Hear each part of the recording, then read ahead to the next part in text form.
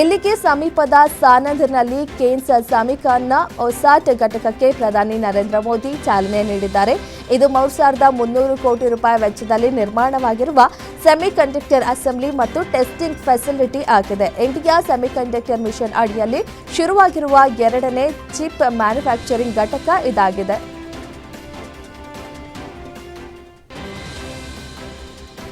ಮಹಾವೀರ್ ಜಯಂತಿ ಹಿನ್ನೆಲೆಯಲ್ಲಿ ಇಲ್ಲಿನ ಗಾಂಧಿನಗರದ ಮಹಾವೀರ ಜೈನ ಆರಾಧನಾ ಕೇಂದ್ರದ ಆವರಣದಲ್ಲಿರುವ ಕೋಬಾ ತೀರ್ಥದಲ್ಲಿ ನಿರ್ಮಾಣವಾಗಿರುವ ಸಾಮ್ರಾಟ್ ಸಂಪ್ರತಿ ಸಂಗ್ರಹಾಲಯವನ್ನು ಪ್ರಧಾನಿ ನರೇಂದ್ರ ಮೋದಿ ಉದ್ಘಾಟಿಸಿದರು. ಅಶೋಕನ ಮೊಮ್ಮಗ ಸಾಮ್ರಾಟ್ ಸಂಪ್ರತಿಯ ಹೆಸರನ್ನ ಈ ವಸ್ತು ಸಂಗ್ರಹಾಲಯಕ್ಕೆ ಇಡಲಾಗಿದ್ದು, ಇದು ಜೈನ ಧರ್ಮದ ಶ್ರೀಮಂತ ಐತಿಹಾಸಿಕ, ಸಾಂಸ್ಕೃತಿಕ ಮತ್ತು ಆಧ್ಯಾತ್ಮಿಕ ಪರಂಪರೆಯನ್ನ ಪ್ರದರ್ಶಿಸುತ್ತದೆ.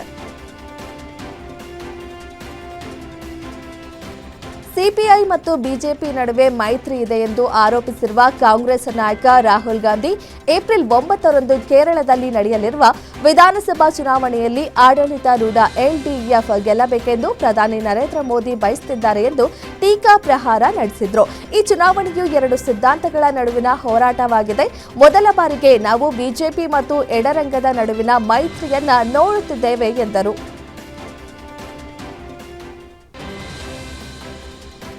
ಮುಂಬರುವ ಅಸ್ಸಾಂನ ವಿಧಾನಸಭಾ ಚುನಾವಣೆಗಾಗಿ ಭಾರತೀಯ ಜನತಾ ಪಕ್ಷದ ಚುನಾವಣಾ ಪ್ರಣಾಳಿಕೆಯನ್ನ ಕೇಂದ್ರ ಹಣಕಾಸು ಸಚಿವೆ ನಿರ್ಮಲಾ ಸೀತಾರಾಮನ್ ಬಿಡುಗಡೆ ಮಾಡಿದ್ದಾರೆ.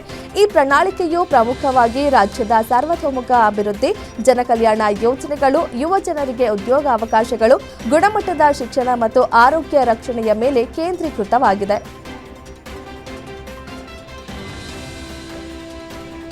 ಏಪ್ರಿಲ್ 9ರಂದು ನಡೆಯಲಿರುವ ಅಸ್ಸಾಂ ವಿಧಾನಸಭಾ ಚುನಾವಣೆಗೆ ಬಿಜೆಪಿ ಮತ್ತು ಕಾಂಗ್ರೆಸ್ ನಡುವೆ ಆರೋಪ ಪ್ರತ್ಯಾರೋಪ ಮಾತಿನ ಸಮರ ಮುಂದುವರೆದಿದ್ದು, ಕಾಂಗ್ರೆಸ್ ರಾಜ್ಯಾಧ್ಯಕ್ಷ ಗೌರವ್ ಗೊಗೊಯ್ ಅವರಿಗೆ ಪಾಕಿಸ್ತಾನ ಮತ್ತು ಲಂಡನ್ನಲ್ಲಿರುವ ತಮ್ಮ ಆಸ್ತಿಯ ವಿವರ ಬಹಿರಂಗಪಡಿಸುವಂತೆ ಸಿಎಂ ಹಿಮಂತ ಬಿಸ್ವಾ ಶರ್ಮಾ ಸವಾಲು ಹಾಕಿದ್ದಾರೆ.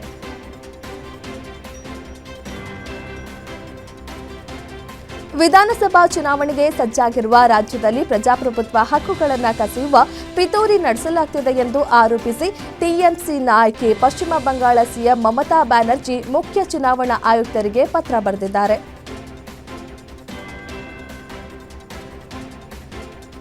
ಕೇರಳದಲ್ಲಿ ಮುಂಬರುವ ವಿಧಾನಸಭಾ ಚುನಾವಣೆ ಹಿನ್ನೆಲೆ ಬಿಜೆಪಿ ನೇತೃತ್ವದ ಎನ್ಡಿಎ ತನ್ನ ಪ್ರಣಾಳಿಕೆಯನ್ನ ಬಿಡುಗಡೆ ಮಾಡಿದೆ. ತಿರುವನಂತಪುರಂನಲ್ಲಿ ನಡೆದ ಎನ್ಡಿಎ ಕಾರ್ಯಕ್ರಮದಲ್ಲಿ ಬಿಜೆಪಿ ರಾಷ್ಟ್ರೀಯ ಅಧ್ಯಕ್ಷ ನಿತಿನ್ ನಬೀನ್ ಪ್ರಣಾಳಿಕೆ ಬಿಡುಗಡೆ ಮಾಡಿದ್ರು. ಬಡ ಕುಟುಂಬದ ಯಜಮಾನರು, ವಿಧವೆಯರು ಮತ್ತು 70 ವರ್ಷಕ್ಕಿಂತ ಮೇಲ್ಪಟ್ಟ ಹಿರಿಯ ನಾಗರಿಕರಿಗೆ ಮಾಸಿಕ 3,000 ರೂಪಾಯಿ ಕಲ್ಯಾಣ ಪಿಂಚಣಿ ಭರವಸೆ ನೀಡಲಾಗಿದೆ. ಕೇರಳ ವಿಧಾನಸಭಾ ಚುನಾವಣೆ ಪ್ರಚಾರಕ್ಕೆ ಅಮೆರಿಕ ಅಧ್ಯಕ್ಷ ಡೊನಾಲ್ಡ್ ಟ್ರಂಪ್ ಪಿಜಿನಿಂಗ್ ಪುಟಿನ್ ವಿಶ್ವ ನಾಯಕರೆಲ್ಲರನ್ನ ಎಐ ವಿಶಿಷ್ಟ ಕೇರಳದ ಉಡುಗೆಯಲ್ಲಿ ಕರೆತಂದಿದೆ.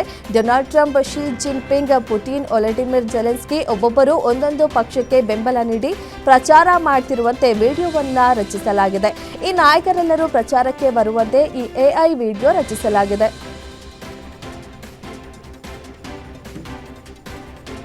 ಇಲ್ಲಿನ ಸರ್ ಗಂಗಾರಾಮ್ ಆಸ್ಪತ್ರೆಯಲ್ಲಿ ಚಿಕಿತ್ಸೆ ಪಡೆಯುತ್ತಿದ್ದ ಕಾಂಗ್ರೆಸ್ ಸಂಸದೀಯ ಪಕ್ಷದ ಅಧ್ಯಕ್ಷೆ ಮತ್ತು ಹಿರಿಯ ನಾಯಕಿ ಸೋನಿಯಾ ಗಾಂಧಿ ಅವರ ಆರೋಗ್ಯದಲ್ಲಿ ಚೇತರಿಕೆ ಕಂಡಿದ್ದು, ಇಂದು ಆಸ್ಪತ್ರೆಯಿಂದ ಡಿಸ್ಚಾರ್ಜ್ ಆದರು. ಮಾರ್ಚ್ 24ರಂದು ಜ್ವರದ ಹಿನ್ನೆಲೆಯಲ್ಲಿ ಆಸ್ಪತ್ರೆಗೆ ದಾಖಲಾಗಿದ್ದರು.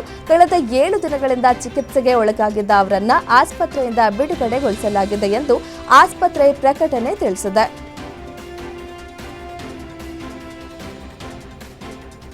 ಏಪ್ರಿಲ್ 23ರಂದು ನಡೆಯಲಿರುವ ತಮಿಳುನಾಡು ವಿಧಾನಸಭಾ ಚುನಾವಣೆಗೂ ಮುನ್ನ ಹೊಸ ಪಕ್ಷ ಕಟ್ಟಿ ರಾಜಕೀಯಕ್ಕೆ ಧುಮುಕಿರುವ ನಟ ದಳಪತಿ ವಿಜಯ್ ಮತ್ತು ಅವರ ಪಕ್ಷದ ಟಿವಿಕೆ ಕಾರ್ಯಕರ್ತರ ವಿರುದ್ಧ ನೀತಿ ಸಂಹಿತೆ ಉಲ್ಲಂಘನೆ ಆರೋಪದ ಮೇಲೆ ಪ್ರಕರಣ ದಾಖಲಾಗಿದೆ.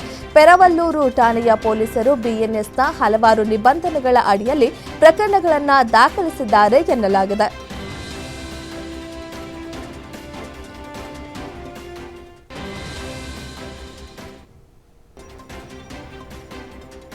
ಇರಾನ್ ವಿರುದ್ಧ ಅಮೆರಿಕ ಇಸ್ರೇಲ್ ಯುದ್ಧದಿಂದಾಗಿ ಜಾಗತಿಕ ಮಾರುಕಟ್ಟೆಯಲ್ಲಿ ಡಾಲರ್ ಎದುರು ರೂಪಾಯಿ ಮೌಲ್ಯ 95 ರೂಪಾಯಿಗೆ ಹತ್ತಿರ ಕುಸಿದಿದ್ದಕ್ಕೆ ಸಮಾಜವಾದಿ ಪಕ್ಷದ ಮುಖ್ಯಸ್ಥ ಮತ್ತು ಯುಪಿ ಮಾಜಿ ಸಿಎಂ ಅಖಿಲೇಶ್ ಯಾದವ್ ವ್ಯಂಗ್ಯವಾಡಿದ್ದು, ಕುಸಿದಿರುವುದರಲ್ಲಿ ರೂಪಾಯಿ ಮತ್ತು ಬಿಜೆಪಿ ಜನಪ್ರಿಯತೆ ನಡುವೆ ತೀವ್ರ ಸ್ಪರ್ಧೆ ಏರ್ಪಟ್ಟಿದೆ ಎಂದು ಕಾಲೆಳೆದಿದ್ದಾರೆ.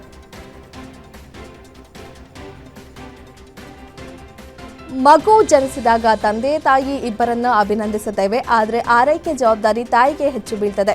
ಹೆರಿಗೆಯ ಬಳಿಕ ಮಹಿಳೆಗೆ ಪತಿಯ ಉಪಸ್ಥಿತಿ ಬಹಳ ಮುಖ್ಯವಾಗಿರುತ್ತದೆ ಎಂದು ಸಂಸತ್ತಿನ ಅಧಿವೇಶನದಲ್ಲಿ ಎಎಪಿ ಸಂಸದ ರಾಘವ್ ಚಡ್ಡಾ ಹೇಳಿದ್ರು. ತಾಯಿಯಂತೆ ತಂದೆಗೂ ಪಿತೃತ್ವ ರಜೆ ಕಾನೂನು ಜಾರಿಯಾಗಬೇಕು ಎಂದು ಆಗ್ರಹಿಸಿದ್ರು.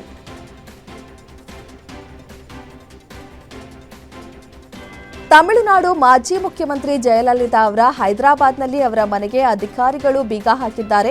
ಹಲವು ವರ್ಷಗಳಿಂದ ಸುಮಾರು 1.5 ಕೋಟಿ ರೂಪಾಯಿ ಆಸ್ತಿ ತೆರಿಗೆ ಬಾಕಿ ಇರುವ ಹಿನ್ನೆಲೆಯಲ್ಲಿ ಮನೆಯನ್ನ ಸೀಲ್ ಮಾಡಲಾಗಿದೆ. 2016ರಲ್ಲಿ ನಿಧನರಾದ ಜಯಲಲಿತಾ ಅವರ ಕಾನೂನುಬದ್ಧ ಉತ್ತರಾಧಿಕಾರಿಗಳಿಗೆ ತೆರಿಗೆ ಮೊತ್ತವನ್ನ ಪಾವತಿಸುವಂತೆ ಹಲವಾರು ನೋಟಿಸ್ಗಳನ್ನು ನೀಡಲಾಗಿದೆ. ಆದರೆ ಯಾವುದೇ ಪ್ರತಿಕ್ರಿಯೆ ಬಂದಿಲ್ಲ ಎಂದು ಅಧಿಕಾರಿಗಳು ತಿಳಿಸಿದ್ದಾರೆ.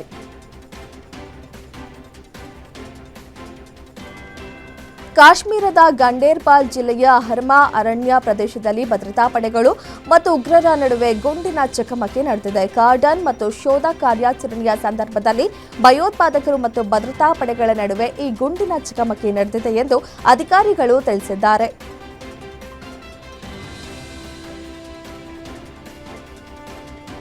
ಭಾರತದ ನಂಬರ್ 1 ಏರ್ಲೈನ್ಸ್ ಎನಿಸಿರುವ ಇಂಡಿಗೋದ ಮೂಲಕ ಸಂಸ್ಥೆ ಇಂಟರ್ಗ್ಲೋಬ್ ಏವಿಯೇಷನ್ ಲಿಮಿಟೆಡ್ಗೆ ನೂತನ ಸಿಇಒ ಆಗಿ ವಿಲಿಯಂ ವಾಲ್ಶ್ ಅವರನ್ನ ನೇಮಕ ಮಾಡಲಾಗಿದೆ. ಸಂಸ್ಥೆಯ ಆಡಳಿತ ಮಂಡಳಿ ಈ ನೇಮಕಾತಿಯನ್ನ ಘೋಷಿಸಿದೆ. ಹಿಂದಿನ ಸಿಇಒ ಪೀಟರ್ ಎಲ್ಬರ್ಸ್ ಅವರು ಮಾರ್ಚ್ 10ರಂದು ರಾಜೀನಾಮೆ ನೀಡಿ ಕಂಪನಿಯಿಂದ ನಿರ್ಗಮಿಸಿದ್ದಾರೆ. ಅವರ ಸ್ಥಾನಕ್ಕೆ ಬ್ರಿಟಿಷ್ ಏರ್ವೇಸ್ನ ಮಾಜಿ ಮುಖ್ಯಸ್ಥ ವಿಲಿಯಂ ವಾಲ್ಶ್ ಅವರನ್ನ ತರಲಾಗಿದೆ.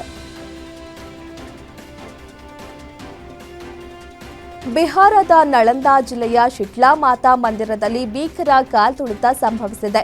8 ಭಕ್ತರು ಸಾವನ್ನಪ್ಪಿದ್ದು 12ಕ್ಕೂ ಹೆಚ್ಚು ಮಂದಿ ಗಾಯಗೊಂಡಿದ್ದಾರೆ. ಮೃತರೆಲ್ಲರೂ ಮಹಿಳೆಯರಾಗಿದ್ದಾರೆ. ನಳಂದಾ ಜಿಲ್ಲೆಯ ಬಿಹಾರ ಶರೀಫ್ನಿಂದ ಸುಮಾರು 5 ಕಿಲೋಮೀಟರ್ ದೂರದಲ್ಲಿರುವ ಮಾಗ್ರಾ ಗ್ರಾಮದಲ್ಲಿರುವ ಶೀತಲಾದೇವಿ ದೇವಾಲಯದಲ್ಲಿ ಕಾಲ್ತುಳಿತ ಸಂಭವಿಸಿದೆ.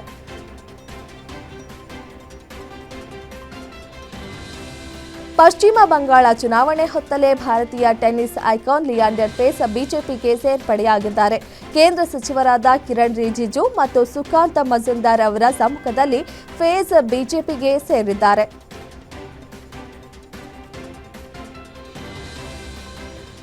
ಇದು ಇಡೀ ವಿಶ್ವವೇ ಬೆಚ್ಚಿ ಬೀಳಿಸುವ ಭಯಾನಕ ಸುದ್ದಿಯಾಗಿದ್ದು, ಕೊಲ್ಲಿ ಯುದ್ಧ ನಿಲ್ಲದಿದ್ರೆ ಇಂಟರ್ನೆಟ್ ಯುಗ ಅಂತ್ಯವಾಗುವ ಅನುಮಾನ ಶುರುವಾಗಿದೆ. ವಿಶ್ವಾದ್ಯಂತ ಇಂಟರ್ನೆಟ್ ಸ್ಥಗಿತವಾಗುವ ಆತಂಕದಲ್ಲಿದೆ. ಹಾರ್ಮೋಸ್ ಜಲಸಂಧಿಯಲ್ಲಿ ಕೇಬಲ್ಗಳಿಗೆ ಹಾನಿಯಾಗುವ ಬೆದರಿಕೆ ಹಾಕಲಾಗಿದೆ.